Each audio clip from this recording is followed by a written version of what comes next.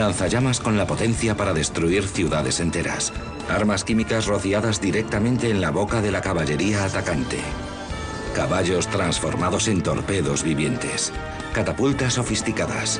Y la tecnología todoterreno que hoy siguen usando las fuerzas especiales. La descodificación de textos antiguos, la construcción de prototipos a escala real y el uso de hologramas futuristas en 3 dimensiones permitirán sacar a la luz los secretos perdidos de la antigüedad.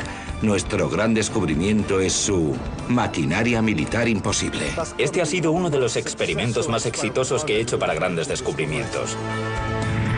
Grandes descubrimientos. Maquinaria militar imposible.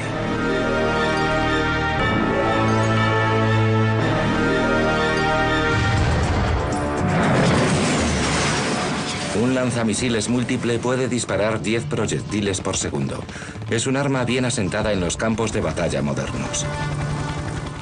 Pero los investigadores han descubierto una misteriosa referencia antigua a un lanzamisiles anterior con una capacidad de tiro casi igual a la actual, aunque este tiene 2000 años de edad. Perdida y olvidada hace mucho en textos chinos antiguos, se halla una extraña referencia a una catapulta múltiple capaz de lanzar más de 8 proyectiles por segundo. ¿Podría ser que los antiguos chinos hubiesen inventado un arma capaz de desafiar al lanzamisiles moderno? En el año 200 después de Cristo, China era una nación sumida en la guerra civil. Los gobernadores hacían grandes esfuerzos para proteger a sus súbditos de las agresiones. Los chinos siempre han sido muy buenos en la construcción de ciudades fortificadas.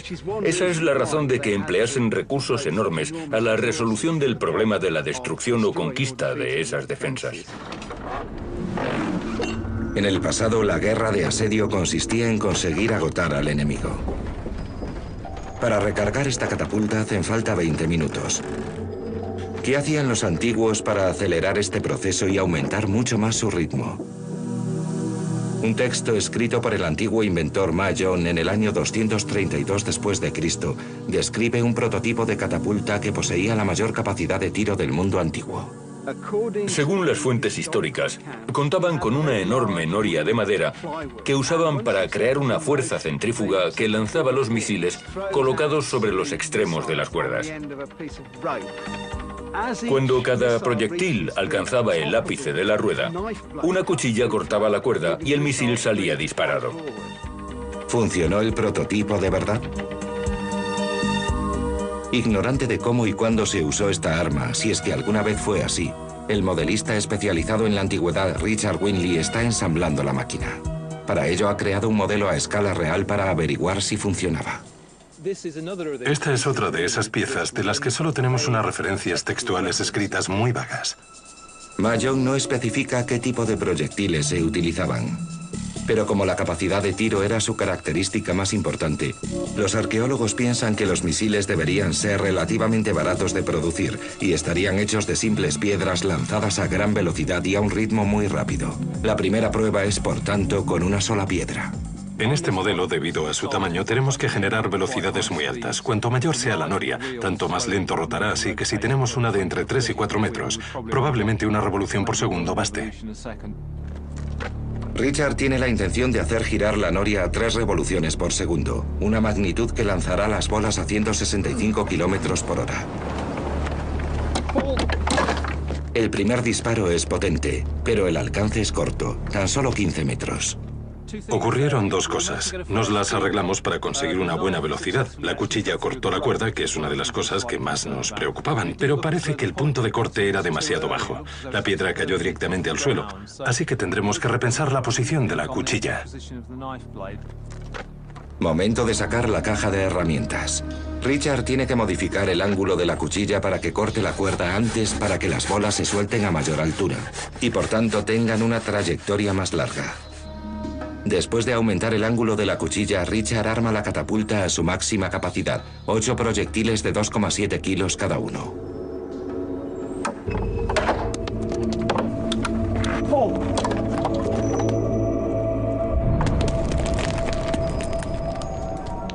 Esta vez el alcance fue mucho mayor y parece ser que los misiles están mejor lanzados que antes. 8 bolas de 2,7 kilos viajando a 130 kilómetros por hora proporcionan una energía de 16 kilojulios. Según la mecánica, esto parece una buena idea. Si aumentamos el tamaño de la catapulta hasta que alcance las dimensiones que se supone usó Mayon, tenemos posibilidades de lograr un arma viable.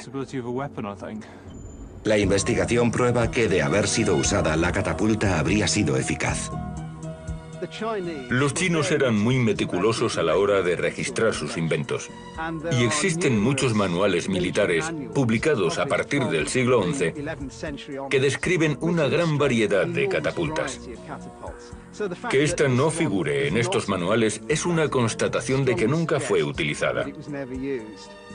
Parece ser que el mayor problema es que el marco y la base pesaban tanto que una vez montada resultaba imposible cambiar su orientación. Cada vez que cambiaban el blanco, tenían que mover la máquina y configurarla de nuevo. Una tarea mastodóntica. En ocasiones, los investigadores se han topado con pruebas de armas antiguas tan buenas como un plano moderno. Una de ellas proviene de la antigua Grecia y describe una máquina que, a pesar de su novedad, se vale del miedo más primario de los hombres. El fuego es uno de los primeros sistemas de armas que se usan, incluso en el siglo XXI.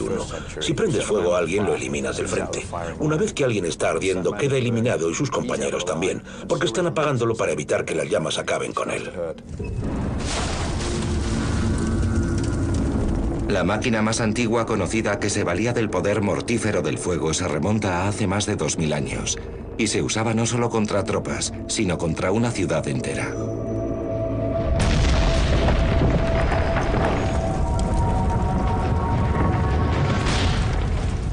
En el año 424 a.C., una tribu conocida como los beocios utilizó este poder con gran utilidad. Este pueblo estaba sitiando la ciudad de Delio en Grecia central con el objetivo de arrebatársela a los atenienses. Los defensores de la ciudad habían reunido grandes cantidades de madera, raíces y materiales de todo tipo para erigir defensas de tierra. Para los boecios, toda esta madera amontonada dentro de las murallas atenienses exigía un tipo de ataque bastante obvio. Inventaron un lanzallamas, un gran lanzallamas. ¿Cómo fue posible un sistema armamentístico así? ¿Y bastó para derrotar a los atenienses de Delio? Las pistas están recogidas en la obra del escritor Tucídides. Tucídides fue un general y estadista ateniense que pierde su empleo en medio de las guerras del Peloponeso. Y como la mitad de los generales cesados en plena guerra, desea probar que no deberían haber prescindido de él. Así que se propone hacer algo inusual. Escribe un libro que constituye el primer estudio político del fenómeno de la guerra. No es una colección de leyendas, sino un relato de algo que le ocurrió a personas reales. Es un texto tan rico y potente que hoy en día seguimos leyéndolo. Aserraron una viga de madera en dos y la ahuecaron. Después unieron las partes exactamente igual que si fuera una flauta. Y de unas cadenas situadas en un extremo colgaron un recipiente.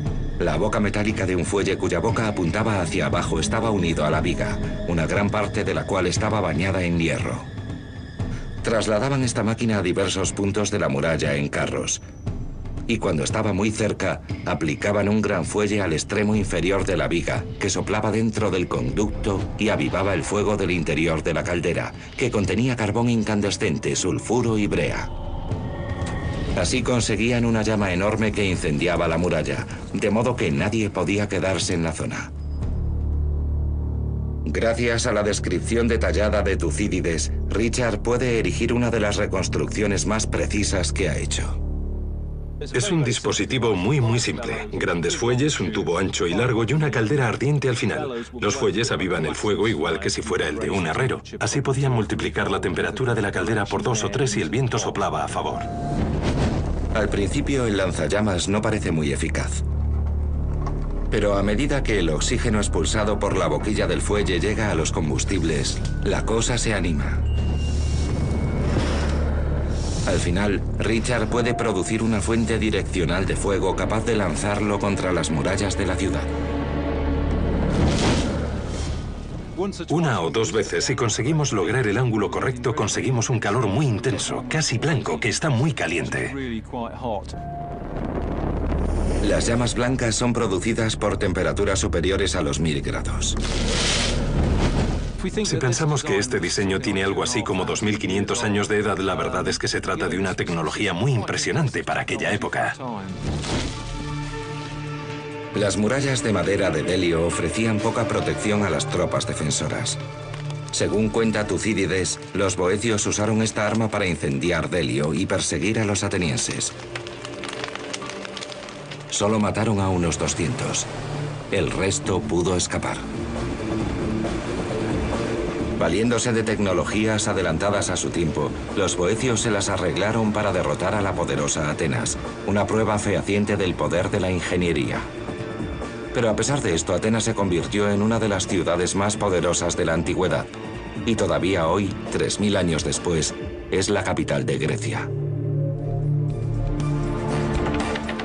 De las altas ambiciones de la catapulta de repetición a la ingeniosa aplicación de un recurso básico como el fuego, la ingeniería militar se ha ido desarrollando durante milenios para producir las tecnologías más terroríficas y poderosas que el hombre haya soñado.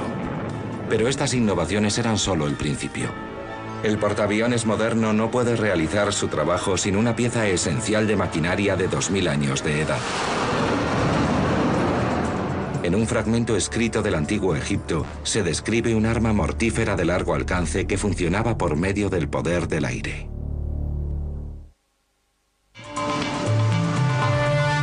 El moderno portaaviones, el arma bélica más poderosa. En sus operaciones se vale de una tecnología desarrollada en el antiguo Egipto hace más de 2000 años.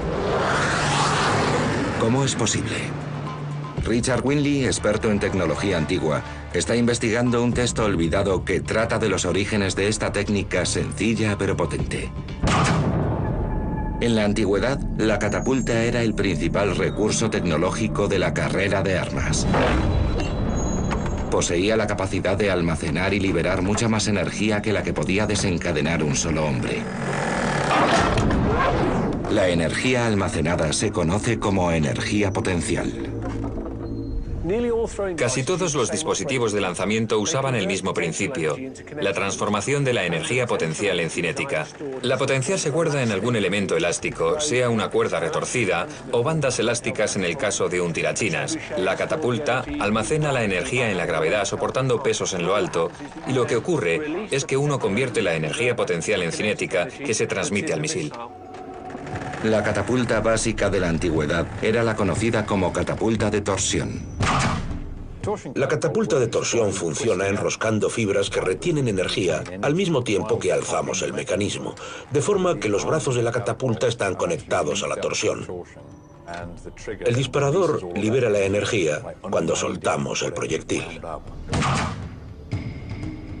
Los materiales utilizados podían ser nervios de animales, cáñamo o cuero estirado. Una catapulta romana común que usara solamente fibras orgánicas podía liberar 2,5 megajulios de energía, una potencia suficiente para disparar un proyectil de 140 kilos a una distancia de más de 500 metros. Pero en el año 280 a.C., en la ciudad de Alejandría, situada en la costa de Egipto, una nueva ciencia que cambiaría el mundo comenzaba a nacer. El hierro es un material no perecedero. Con él consigues unos resultados más fiables, porque no estás lidiando con nervios, cáñamo o fibra, materiales perecederos que se deterioran rápidamente con el uso. La habilidad para trabajar el hierro con precisión permitió la creación de sellos herméticos en los sistemas neumáticos. En la actualidad, en el mundo moderno, tomamos los neumáticos como algo dado. Todos los autobuses y camiones en los que viajamos tienen frenos neumáticos. Fragmentos escritos del antiguo Egipto ya insinuaban el anhelo de usar esta fuerza para la guerra. La idea de que alguien pueda aprovechar los neumáticos para construir un dispositivo de lanzamiento de misiles sobresale como algo adelantado a su tiempo. Hoy los científicos pueden usar estas menciones antiguas para construir un modelo de esa máquina 2000 años después de que viera la luz. El diseño permite conocer los primeros pistones de la historia. El pistón utilizado por Ctesibio es el primer ejemplo que conocemos. Si nos fijamos en este, Observamos que es un cilindro con un extremo suelto. Si lo sacamos y metemos, el gas que tiene dentro se comprime. Cuando comprimimos el gas, las moléculas del aire son empujadas unas contra las otras. La presión aumenta y entonces las moléculas luchan por separarse. Esto crea una fuerza que actúa en el pistón para que regrese a su posición inicial. Si lo soltamos, comprobamos que salta para volver a su estado original. ¿Pero poseía un pistón primitivo la potencia suficiente para lanzar un misil? El experto en tecnología antigua Richard Winley ha creado una réplica de una máquina vista por primera vez en los desiertos de Egipto hace miles de años. El brazo del pistón sale por aquí. Es una especie de mango conector del pistón. Y ahí tenemos una gran leva conectada al brazo de la catapulta y ubicada en una posición retrasada. Si tiramos de los brazos de la catapulta, podemos observar cómo las levas funcionan empujando los pistones. Este procedimiento comprime el aire y nos proporciona un impulso. Y todo utilizando solamente la fuente de energía que se halla a nuestro alrededor, el aire. Esta catapulta puede lanzar proyectiles de 35 centímetros hechos de un astil de madera rematado por una punta metálica.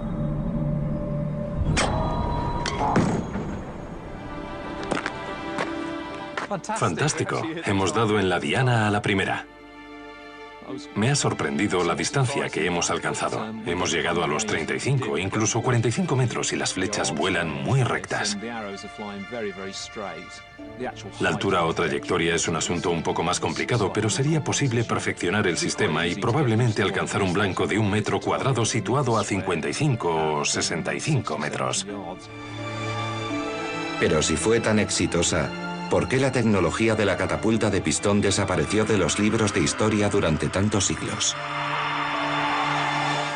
Parte de la razón de que dejasen de usarla es el hecho de que encontraron problemas a la hora de conseguir un sello hermético, un asunto absolutamente crucial. Esta falta de fiabilidad sobre el terreno hizo que los soldados sintieran mucho resquemor hacia esta arma. Si hubieran perfeccionado el sello, la catapulta de pistón se habría convertido en la catapulta de élite del mundo antiguo, capaz de lanzar sobre el enemigo proyectiles de varias toneladas de peso, igual que las catapultas de pistón modernas hacen hoy. En un portaaviones, para lanzar un avión de combate, usan un cañón de vapor que dispara la aeronave desde el extremo del barco. Es la idea original llevada a su forma más acabada y moderna. Nos proporciona la capacidad de acelerar aviones de 25 toneladas de 0 a 165 nudos en una distancia de 90 metros y en menos de 2 segundos y medio. Los principios estudiados por Tesibio salvan la vida de soldados todos los días. Este es el frente de la catapulta, se llama batería. Es donde el avión se amarra a la lanzadera, que está unida al resto de la catapulta. Dentro de la lanzadera hay cilindros movidos por energía que recorren toda la catapulta. Dentro de ellos están los pistones, conectados a la lanzadera donde están los aviones. Cuando estás listo para activar la catapulta, la válvula de la lanzadera se abre e inyecta vapor a los cilindros, que empujan a los pistones. Cuando llegan al final de su recorrido, el golpe pasa al avión, que puede continuar el vuelo.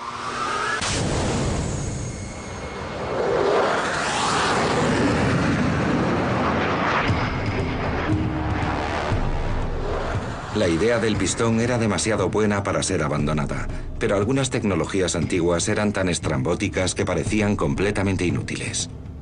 Los textos antiguos muestran un extraño boceto de un caballo.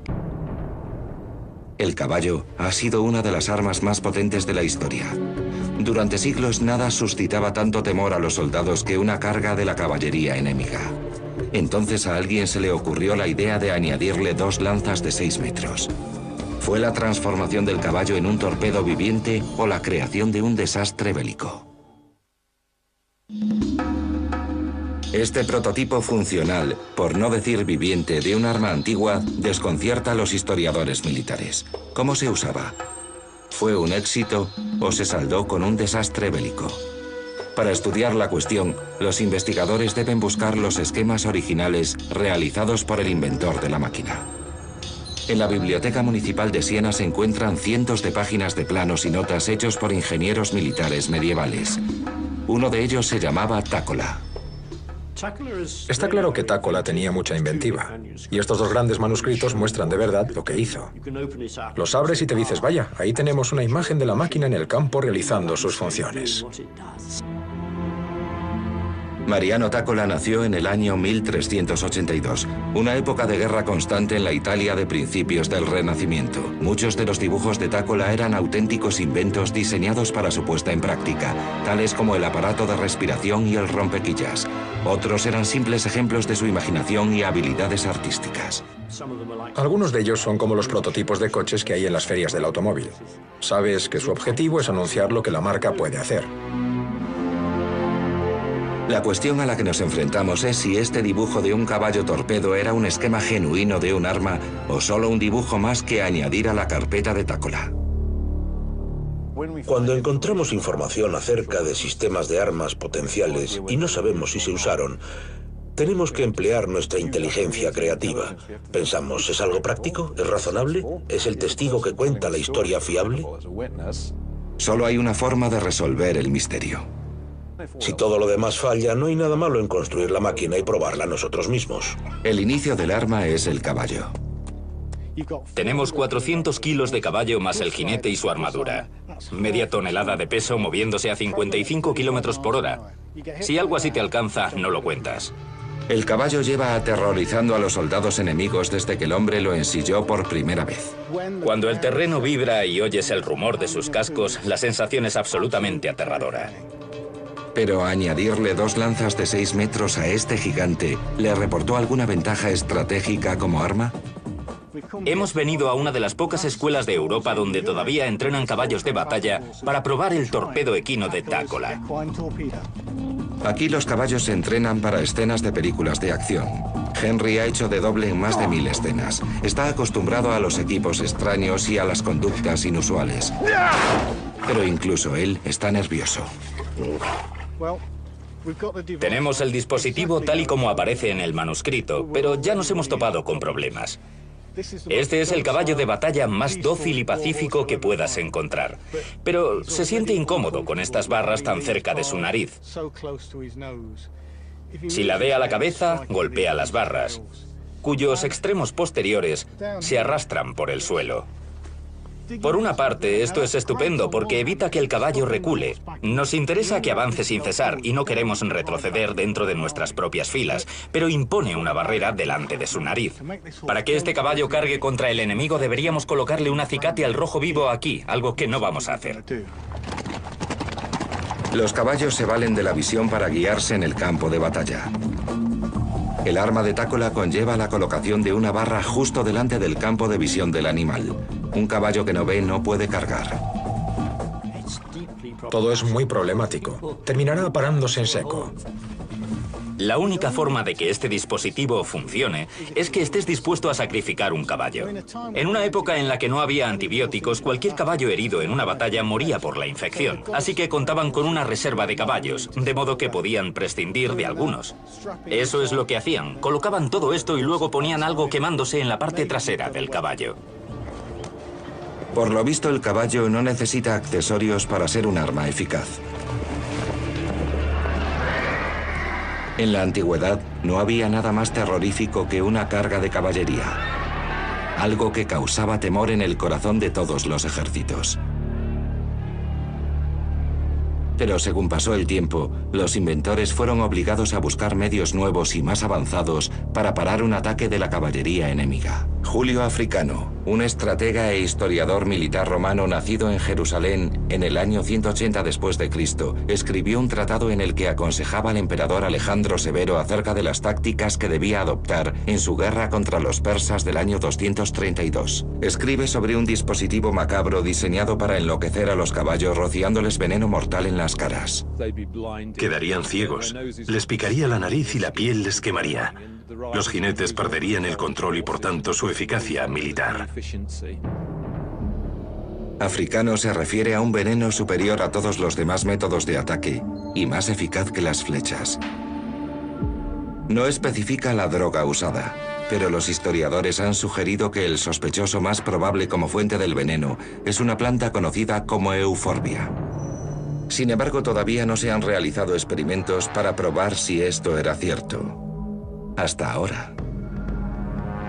El Jardín Botánico de Kew en Gran Bretaña es el principal centro mundial de toxicología. Aquí la profesora Monique Simon cree que los agentes tóxicos activos se hallan en la savia de esta planta, una especie conocida como látex. Si este látex se te mete en los ojos, es terriblemente doloroso. El látex es la savia lechosa que se halla en muchas plantas, por ejemplo en los dientes de león. No todas las variedades de látex son venenosas, aunque la que se encuentra en la euforbia normalmente sí lo es.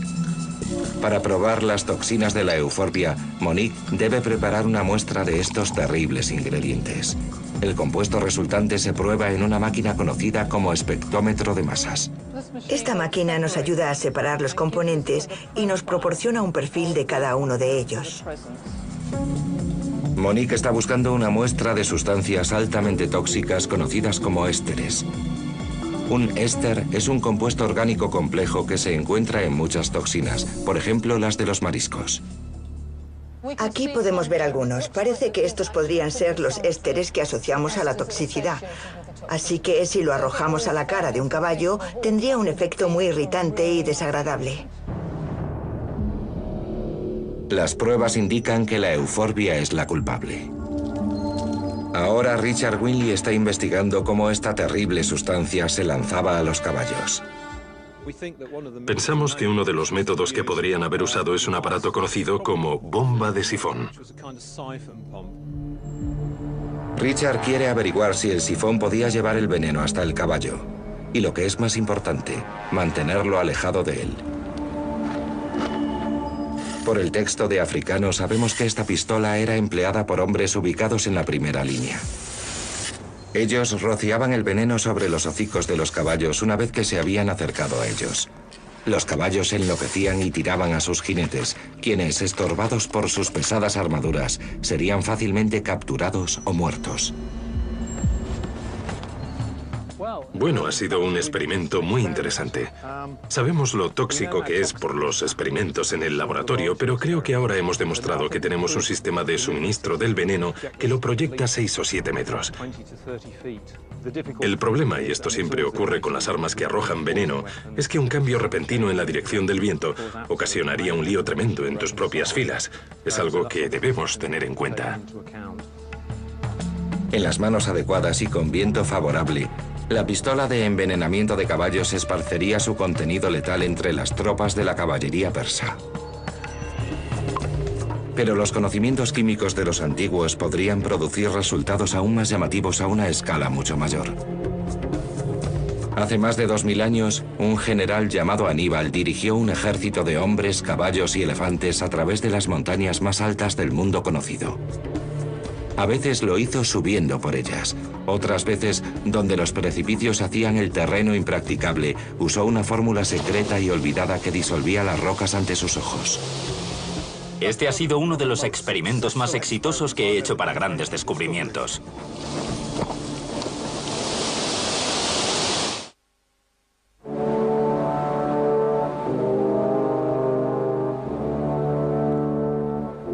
Hace más de 2000 años, una fuerza invasora de casi 100.000 hombres y animales pudo cruzar estas montañas de más de 4.500 metros de altitud. En la antigüedad y también en el mundo moderno, la mejor forma de definir las fronteras nacionales es el uso de accidentes geográficos fijos y evidentes. Las naciones dependían de estas fronteras naturales y confiaban en que ningún general en su sano juicio intentaría llevar a cabo un ataque a través de estos picos imposibles. Una cadena montañosa es difícil de cruzar, está a mucha altura y hace frío. Es difícil y peligrosa. La verdad es que impone una barrera estratégica enorme para el movimiento de grandes ejércitos. En el año 218 a.C., Aníbal comandó una gran fuerza invasora de 80.000 hombres, 10.000 caballos y 38 elefantes de guerra a través de los Alpes. Su objetivo, Roma, su enemiga mortal.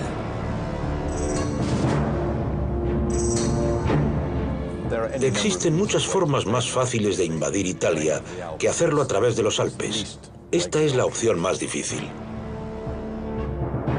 En el año 218 a.C. solo existían dos poderes militares en el antiguo mundo conocido. En el norte, el poderoso Imperio Romano. En el sur, el gran Imperio Cartaginés, que se extendía por el norte de África. Estas superpotencias llevaban décadas en guerra, un conflicto motivado por el control de las rentables rutas comerciales del Mediterráneo. En su afán por destruir Roma de una vez por todas, Aníbal el Cartaginés ideó un plan atrevido. Atacaría desde el norte, trasladando su expedición a través de las montañas más altas del mundo conocido. Estoy acostumbrado a las montañas, pero estas me producen estupor. John Naylor es un experto en tácticas y equipos militares antiguos, además de un antiguo y experimentado escalador militar. Aunque lleva pocos minutos en la montaña, ya se está percatando de la magnitud del logro de Aníbal. Incluso con equipo y ropa modernos, los Alpes pueden ser un lugar mortal. Te puedes caer en un precipicio de miles de metros y morir. Hay rocas de los desprendimientos que bloquean tu camino. Es un lugar terrorífico e intimidatorio. No es el lugar al que me gustaría traer un ejército.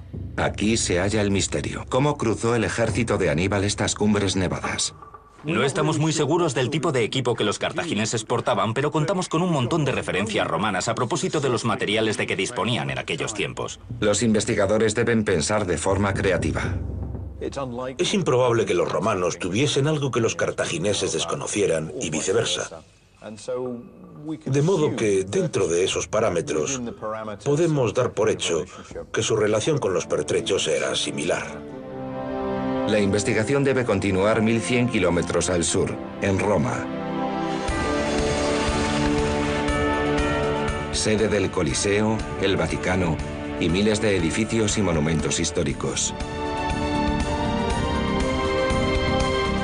En uno de ellos, el Arco de Constantino, los investigadores han descubierto un pequeño indicio. Muestra algo amarrado al pie de un soldado. El dispositivo es idéntico a un crampón moderno. El crampón es un elemento metálico adaptable a las suelas de las botas, que permite a los escaladores ganar adherencia sobre superficies de nieve, hielo y rocas. Pero este indicio indica que los antiguos también contaban con ellos. Botas. Estas son las caligi, botas romanas de marcha. Tenían clavos para protegerlas de las piedras y las rocas y para que no se desgastaran rápido. Los crampones están basados en los del Arco de Constantino. En las fuentes escritas romanas se las llama botas espía. John quiere averiguar si el dispositivo antiguo es tan eficaz como el moderno. Tal vez las tropas de Aníbal conquistaran la montaña con este tipo de calzado, pero tenemos que venir y hacerlo nosotros.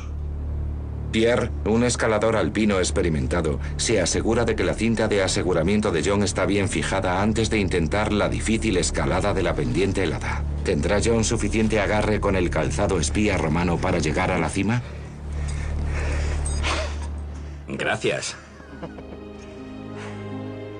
Ha sido sorprendentemente fácil. Cuando leí por primera vez acerca de estos zapatos espía, los tomé con mucho escepticismo, pero la verdad es que funcionan bien. Especialmente en la difícil transición de nieve a roca. Me proporcionaron una cantidad extra de tracción que no habría tenido con botas de cuero. No me habría gustado intentarlo sin la cinta de aseguramiento y sin Pierre, pero los cartagineses sí lo habrían hecho. John ha escalado los Alpes usando una tecnología de 2000 años de antigüedad. Los prototipos del equipo que las fuerzas especiales usan hoy. Aníbal se las arregló para franquear estos Alpes y nosotros hemos demostrado que también es posible con el equipo más rudimentario, con agallas y decisión. Eran hombres de verdad, auténticos soldados. Pero después tuvo que enfrentarse a la mayor barrera. Algunos pasos eran simplemente impracticables. Los textos antiguos recogen que cuando Aníbal descendía por la parte romana de los Alpes, se encontró un enorme precipicio que no podía franquear. La invasión estaba a punto de convertirse en un desastre, pero entonces sus ingenieros le propusieron una solución extraordinaria. Destruirían la roca de las montañas usando una fórmula química sorprendentemente violenta.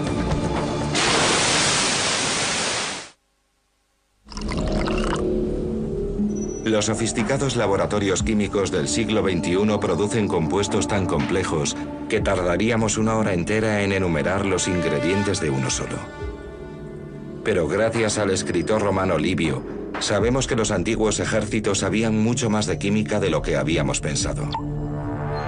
Y la aplicaron a mucha mayor escala de lo que lo hacemos nosotros. Sobre montañas enteras. En el año 232 a.C., el general cartaginés Aníbal condujo con éxito una expedición invasora a través de estas montañas de 4.500 metros de altitud, valiéndose de un equipamiento que hoy en día también usan los montañeros, pero quedó bloqueado. Aníbal se encuentra con que su descenso de la montaña está bloqueado por un gigantesco bloque de piedra. ¿Cómo puede pasarlo? No puede circunvalarlo y tampoco retroceder, y su ejército se está muriendo de hambre. Los historiadores actuales creen que la ruta bloqueada fue bien el Clapiage o la Traverset, ambos a más de 2.400 metros de altura. Livio nos cuenta que un desprendimiento reciente había convertido el lugar, ya difícil, en una pendiente perpendicular de 100 metros. Una vertiente de piedra caliza completamente inaccesible. Lo primero que Aníbal pensó fue que debería retroceder, pero según Livio, el camino a su espalda se había convertido en una capa de hielo que los animales del ejército no podían atravesar. Aníbal tenía que proseguir la marcha. En la actualidad, los ingenieros usan dinamita para crear senderos y máquinas gigantescas para abrirse paso a través de los obstáculos. Aníbal usó el calor y su ingenio.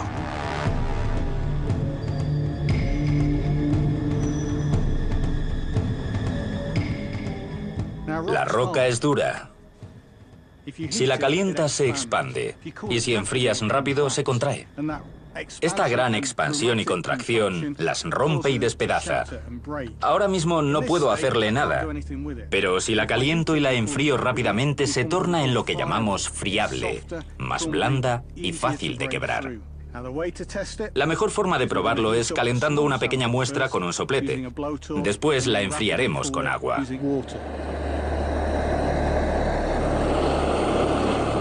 En 15 minutos la caliza está que arde.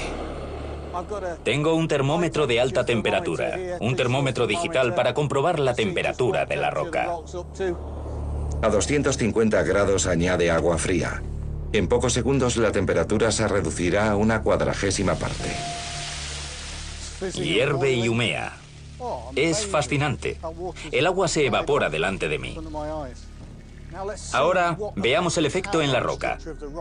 A primera vista no parece diferente a como estaba antes, pero ¿es eso cierto? Vamos a ver. Increíble. Es blanda como la tiza. Supongo que esto es lo que quieren decir cuando dicen que la roca se vuelve friable. Pero Livio es muy concreto. Los textos afirman con rotundidad que Aníbal pidió vinagre, no agua. ¿Vinagre como para una ensalada? No suena demasiado peligroso, ¿verdad? Pero uno tiene la impresión de que Livio es muy fiable, así que sospecho que aquí hay algo de verdad. Tal vez los antiguos entendían los secretos de las reacciones químicas mejor de lo que los científicos modernos admiten. Hay una razón probable de que usase vinagre en vez de agua. La caliza es alcalina y el vinagre ácido. Esto es química, pero también física. El analista de 3 dimensiones James Dean ha estado estudiando el aspecto molecular de la afirmación de Livio. Si nos acercamos, podemos observar que los componentes clave de esta reacción son una base y un ácido. En este ejemplo, la base es la piedra, caliza, carbonato de calcio, y el ácido es el vinagre o ácido acético. Y esto es una reacción muy común conocida como reacción base-ácido.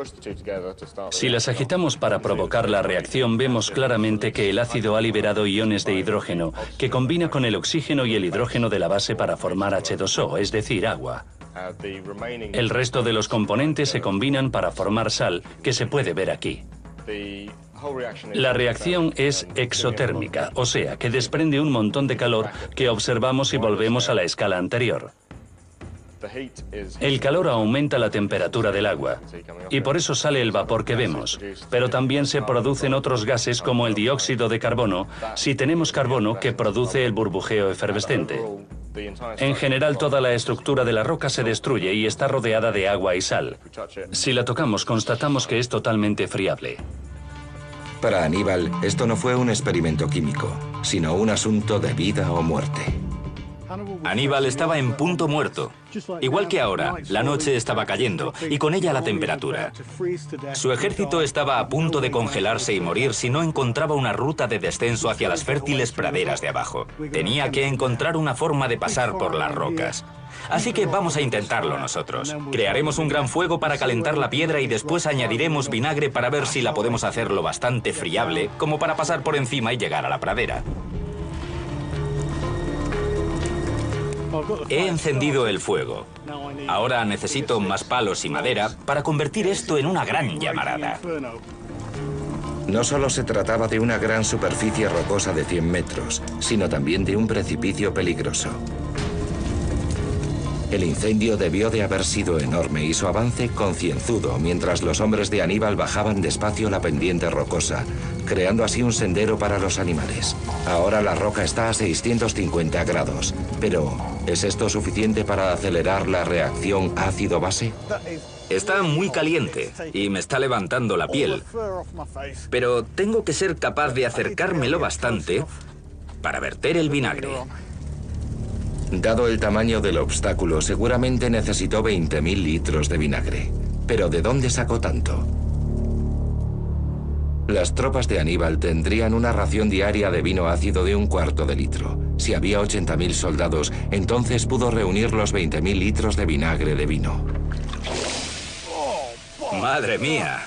Fíjate cómo hierve. Huele muy mal. Y la roca se está agrietando delante de mí. Hierve y sale vapor. El ácido del vinagre me está quemando la garganta.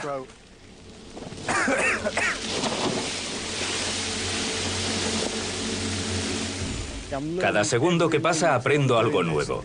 Es como si la roca se hubiese vuelto orgánica, cobrase vida y estuviese quejándose del maltrato que le estoy dispensando.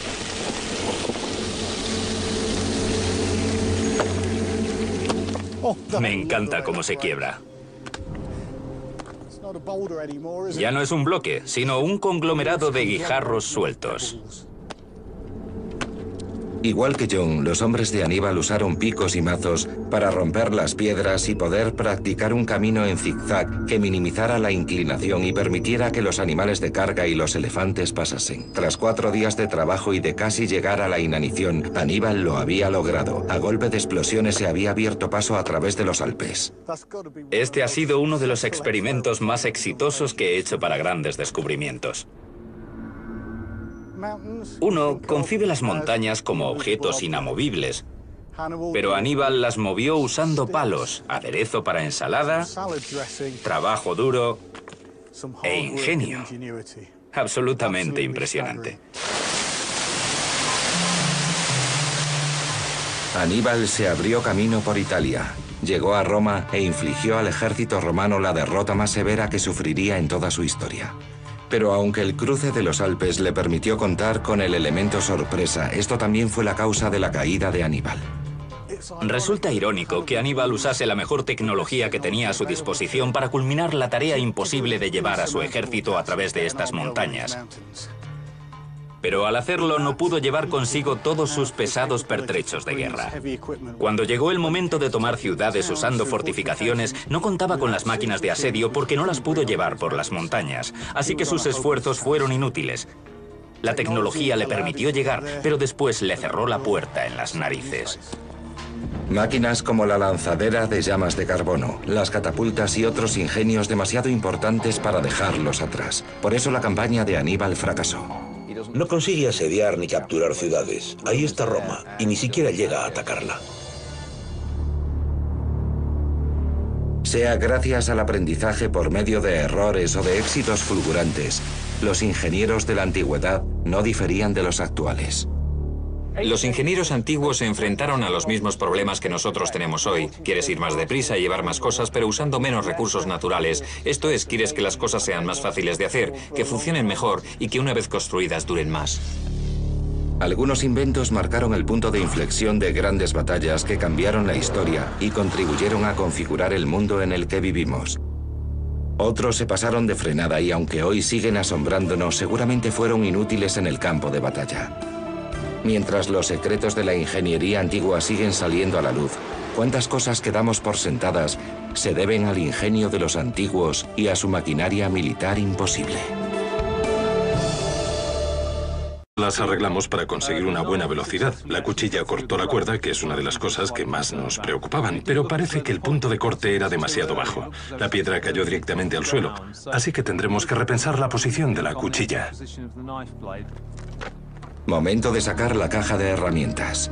Richard tiene que modificar el ángulo de la cuchilla para que corte la cuerda antes para que las bolas se suelten a mayor altura y por tanto tengan una trayectoria más larga. Después de aumentar el ángulo de la cuchilla, Richard arma la catapulta a su máxima capacidad, 8 proyectiles de 2,7 kilos cada uno.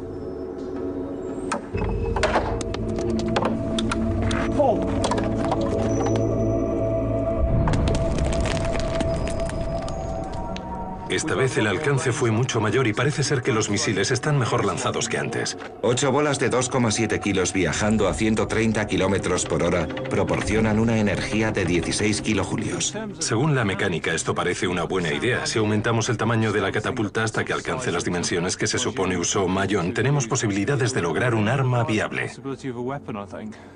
La investigación prueba que, de haber sido usada, la catapulta habría sido eficaz. Los chinos eran muy meticulosos a la hora de registrar sus inventos. Una cuchilla cortaba la cuerda y el misil salía disparado. ¿Funcionó el prototipo de verdad? Ignorante de cómo y cuándo se usó esta arma, si es que alguna vez fue así, el modelista especializado en la antigüedad Richard Winley está ensamblando la máquina. Para ello ha creado un modelo a escala real para averiguar si funcionaba. Esta es otra de esas piezas de las que solo tenemos unas referencias textuales escritas muy vagas. Mayon no especifica qué tipo de proyectiles se utilizaban. Pero como la capacidad de tiro era su característica más importante, los arqueólogos piensan que los misiles deberían ser relativamente baratos de producir y estarían hechos de simples piedras lanzadas a gran velocidad y a un ritmo muy rápido. La primera prueba es, por tanto, con una sola piedra. En este modelo, debido a su tamaño, tenemos que generar velocidades muy altas. Cuanto mayor sea la noria, tanto más lento rotará, así que si tenemos una de entre 3 y 4 metros, probablemente una revolución por segundo baste. Richard tiene la intención de hacer girar la noria a 3 revoluciones por segundo, una magnitud que lanzará las bolas a 165 kilómetros por hora. El primer disparo es potente, pero el alcance es corto, tan solo 15 metros. Ocurrieron dos cosas. Lanzallamas con la potencia para destruir ciudades enteras. Armas químicas rociadas directamente en la boca de la caballería atacante. Caballos transformados en torpedos vivientes. Catapultas sofisticadas. Y la tecnología todoterreno que hoy siguen usando las fuerzas especiales. La descodificación de textos antiguos, la construcción de prototipos a escala real y el uso de hologramas futuristas en 3 dimensiones permitirán sacar a la luz los secretos perdidos de la antigüedad. Nuestro gran descubrimiento es su maquinaria militar imposible. Este ha sido uno de los experimentos más exitosos que he hecho para grandes descubrimientos. Grandes descubrimientos. Maquinaria militar imposible.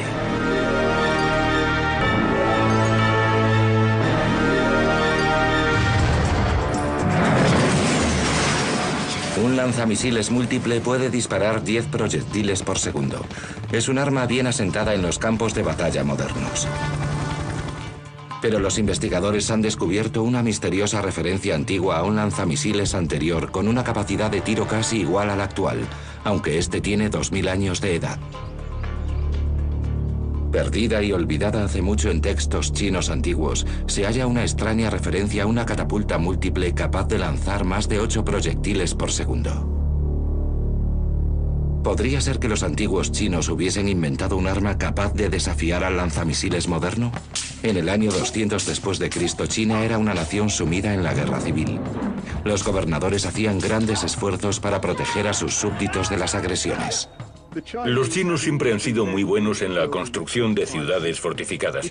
Esa es la razón de que empleasen recursos enormes a la resolución del problema de la destrucción o conquista de esas defensas.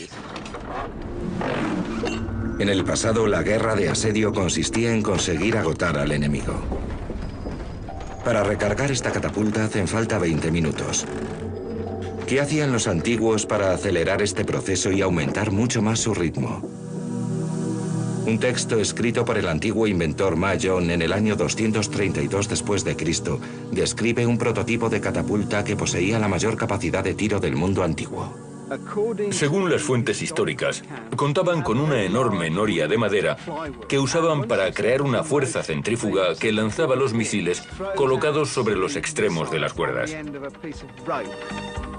Cuando cada proyectil alcanzaba el ápice de la rueda, y existen muchos manuales militares publicados a partir del siglo XI que describen una gran variedad de catapultas. Que esta no figure en estos manuales es una constatación de que nunca fue utilizada. Parece ser que el mayor problema es que el marco y la base pesaban tanto que una vez montada resultaba imposible cambiar su orientación. Cada vez que cambiaban el blanco, tenían que mover la máquina y configurarla de nuevo. Una tarea mastodóntica. En ocasiones, los investigadores se han topado con pruebas de armas antiguas tan buenas como un plano moderno. Una de ellas proviene de la antigua Grecia y describe una máquina que, a pesar de su novedad, se vale del miedo más primario de los hombres. El fuego es uno de los primeros sistemas de armas que se usan, incluso en el siglo XXI. Si prendes fuego a alguien, lo eliminas del frente. Una vez que alguien está ardiendo, queda eliminado y sus compañeros también, porque están apagándolo para evitar que las llamas acaben con él. La máquina más antigua conocida que se valía del poder mortífero del fuego se remonta a hace más de 2000 años y se usaba no solo contra tropas, sino contra